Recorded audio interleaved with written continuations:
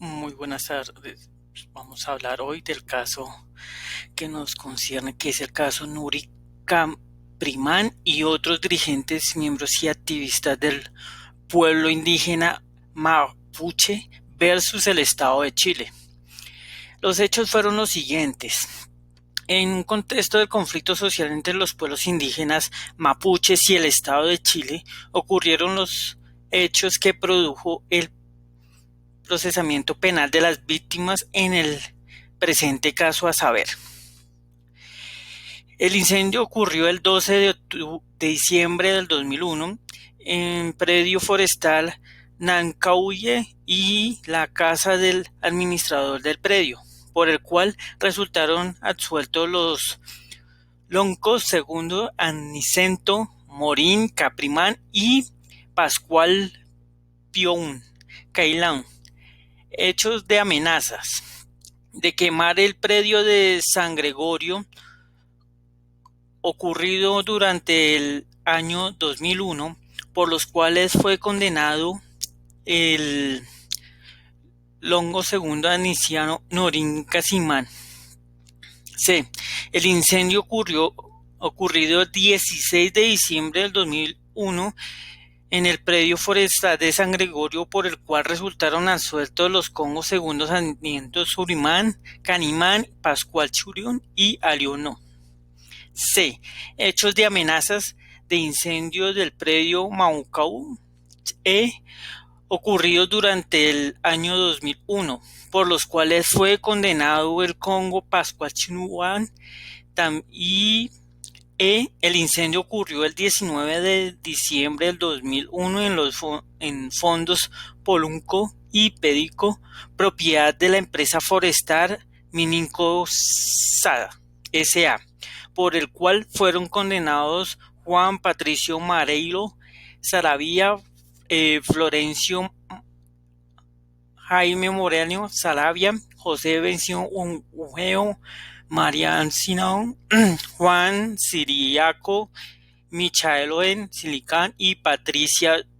Roxana Troncoso Robles. F. Quema de 3 camiones y una retroexcavadora, propiedad de la empresa Fe Grande de los 29 días de septiembre del 2001 y el 3 de marzo del 2002 en el sector de Alto Biobío, por los cuales resultó absuelto el Hercel Víctor Alcaf, y quema de un camión de propiedad de la empresa constructora Broted S.A. el 17 de marzo del 2002 en el sector del Alto Bio, por el cual fue condenado Walker Víctor Harf Lupen. Sentencia de la Corte. La Corte instauró en su sentencia que el objeto del litis era establecer si se habían quebrantado los siguientes derechos de los demandantes: derecho a la legalidad en la diligencia de la ley antiterrorista, las normas del debido proceso y si había preexistido una aplicación selectiva de la legislación antiterrorista en los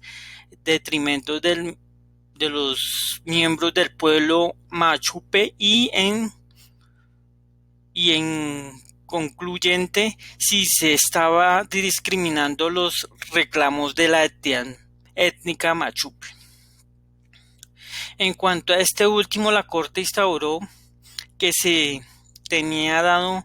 por señalado que la ley antiterrorista se empleaba de carácter selectivo al pueblo mapuche y en correspondencia a la expresión se categorizaba de carácter doloso. En este es de manera que la Corte, cuando señala para establecer si una diferencia entre el de trato fundamentado dentro de una categoría sospechosa y determina si constituye discriminación, es necesario analizar los argumentos expuestos por las autoridades judiciales nacionales, sus conductas, el lenguaje utilizado y el contexto en que se produjeron las decisiones judiciales. A continuación, la Corte lleva a cabo un análisis para concluir, considera que es la sola utilización de estos razonamientos que denotan estereotipos y perjuicios que en la fundamentación de las sentencias en la configuración de una violencia en principio de igualdad y no discriminación en el derecho a la igual protección de la ley consagrados en el artículo 22 de la Convención Americana en relación con el artículo 1.1 del mismo instrumento. Relacionándolo con lo que analizamos sobre Boaventura de Sousa Santos, probar y examinar y rastrear a todos los métodos de lucha y firmeza indígena frente al extremismo obrero es notable porque no planea que Boaventura de Sousa Santos se trata de luchas contra hegemónicas que no acceden convenir la presentación en que se afronta dos modelos. El primero, que predomina la lógica de las ganancias, el dominio de la disposición de los bienes comunes frente al otro modelo, el cual es la defensa de los territorios indígenas, abarca la defensa de un carácter de vida que formula una relación cultural y simbólica en el ambiente y sus recursos naturales. Por ser una zona de reproducción étnica identitaria en armonía con la naturaleza. Segundo, se requiere un gran esfuerzo de movilización, reflexión y difusión sobre los costos en materia de derechos humanos, ambientales y sobre todo de soberanía nacional, que requiere poner límites a las corporaciones transnacionales y nacionales que han puesto en dicho el futuro de una nación, sus habitantes, su sustentabilidad y en este tamaño el reto que estamos viviendo todos. Ya en la noción de las categorías sospechosas y el derecho a la igualdad y a la ley de jurisprudencia del Tribunal Constitucional, la noción de... Permítame un momento y lo agrandamos. Perdón. La noción de categoría sospechosa habría un principio en la doctrina de la Corte Suprema de Estados Unidos a tomar el importante del progreso del criterio del escrutinio estricto de una ley esgrimido por el método o dispositivo para establecer si ha infringido un derecho a la igualdad ante la ley. Primero, la generalidad que categoriza sospecha es mi sentir como se ha de coger bajo la cornisa del término suscriptio estricto, sino que también es un tribunal que se estará refiriendo en ella cuando fundamentalmente sus fallos están en expresión de tales como la discriminación histórica que ha doblegado un grupo, una colectividad en general. En este sentido, estimo que las sentencias de la Corte Interamericana, como es la de Atala y la de Corín Catrimán, tendrían apartado de este aspecto de concepción de categoría sospechosa. El Tribunal Constitucional ha manejado, como tengo mi opinión, varios criterios como aparece para establecer si hay o no contravención a las garantías de igualdad consagrada en la ley en este caso en aspectos académicos y en esencial de suministrar el estudio de la jurisprudencia del tribunal. Los hemos agrupado en tres.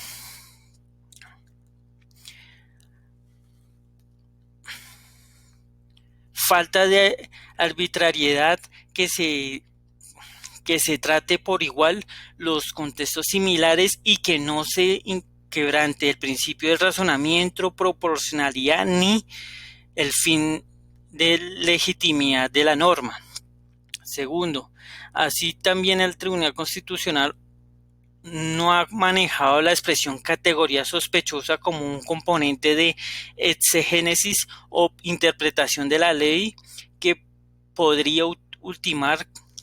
de las sentencias antes examinadas, que estos son